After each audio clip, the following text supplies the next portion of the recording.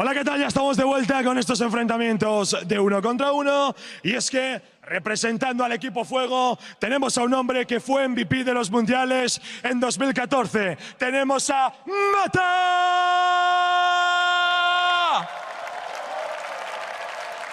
Well, you might have heard of him, but you've definitely heard of his opponent, the 1v1 king himself. The title, he's going to tumble his way to the Korean Bjergsen. It's Faker!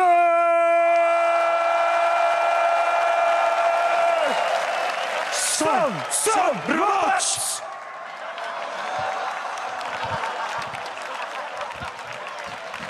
What's he actually? Faker's like, what are they doing? What? What is this? He's tilted. He's tilted. That's it. He's already tilted. This is actually a long con set up by Mata, the tilt faker. He hired them. Paid off Ibai and Dash. But crowd already getting started up for Faker. But Yeah, I'm getting distracted. There's like a giant picture of Faker like above me right now, so I'm just actually not paying too much attention to what you're saying. Hurts. it does. It does. I mean, Faker and Mata. We'll talk about Mata, 2014 World's MVP. Faker, 2016 World's MVP. These are both guys who were the best player in the world at one point for their role, for sure. Yeah, but Mata became the best player by knowing the best spots to ward and where to walk. Faker became the best player in the world by killing people. So that's kind of a dichotomy that they kind of need to survive right there. However, Mata, I think, is rumored to play different roles. Allegedly, he has like different accounts that he ranks up all the way to Challenger in different roles, kind of the role-specific account. So he knows how to play almost every single champion. And he's also no stranger to the Howling Abyss. Exactly. There's a shot. Yep. Anyway, we do want to hear a little bit more about how he loves the Howling Abyss. So we're going to throw it over to Mata to get his opinion.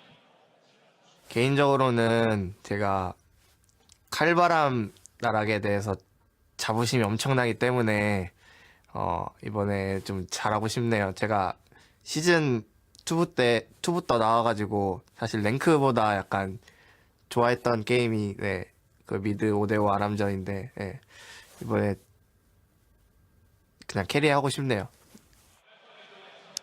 I feel like I've been doing everything wrong in my life. Yeah, that last thing we did wasn't very good. I mean, except for the really awkward toss. So, like, I've told myself I'm too old to play the game. 28-year-old guy wins only sin.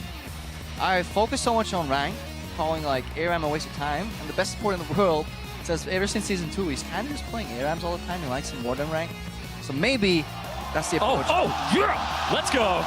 Oh, they actually did. They locked it. Faker, I mean, he accepted duels where it was mirror match and Nivea against Froggen last year. Faker, he is susceptible to challenges. I mean, Faker has to accept. You don't want to have a story of like, yes, I challenged Faker to a duel, and he was too afraid to accept it. Yeah, and I think as well, another thing is, in Faker's position though, when you accept somebody's duel, you have more to lose than them. Because if they beat Faker, they beat Faker. If you lose, it's like, Proposing Faker to a mirror match is always a win-win.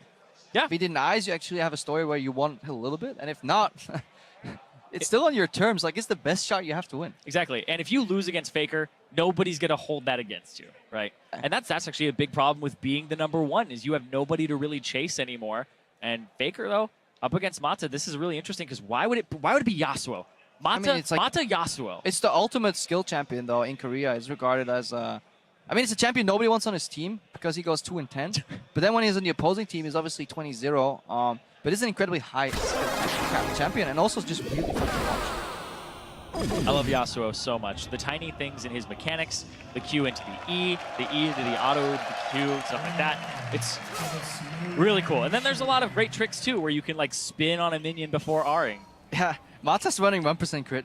He's going for it. That's actually a very common Korean page. I'll look at a lot of Peanuts pages. They'll have them. And you're like, wait, you might crit the jungle creep. What?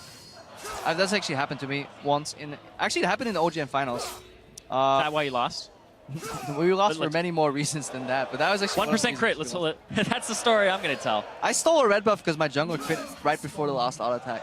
That's what happened on a live game, and then we tilted a tiny bit. So who'd you give the red buff over to? I was Soraka. Like, he had red buff Soraka. And like, anyways, doesn't really matter. Okay. Old story. Faker versus Mata. Faker is not running the 1% crit, so RNG gods have to be with Mata for once. Oh!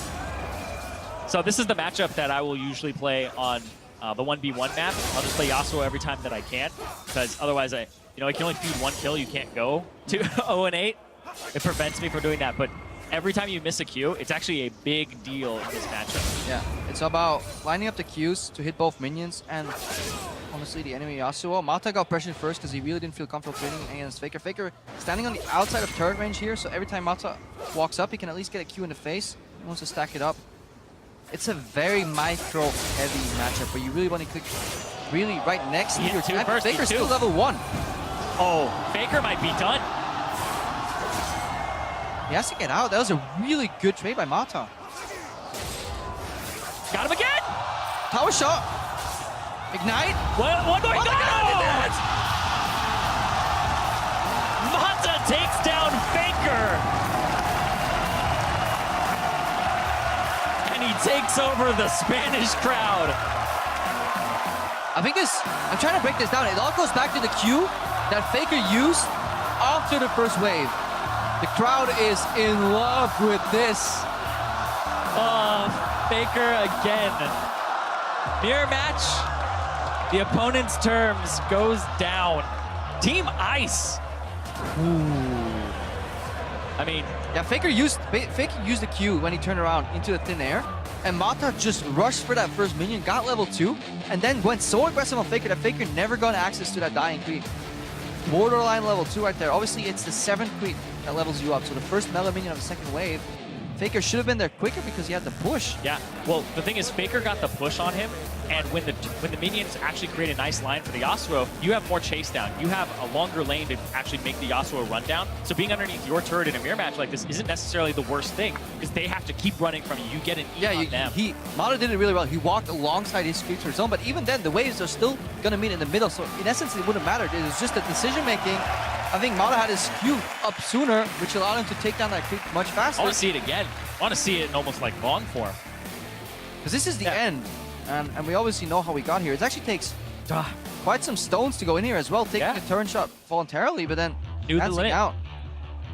Even didn't have the ignite as well. The focus there, the half joy. You can see he landed. That's where it's like he landed the knockup. Faker's like, I always hated 1v1s anyways. Oh. Team Ice, though, coming up big today so far. Yankees is hoping. Reckless Karsa. If Mata can beat Faker, anything is possible. Anything is possible. 28-year-old wins today. Mata gets taken a victory over Faker. That's insane. Jankos is not going to be Prey. Or is he? Well, we don't know.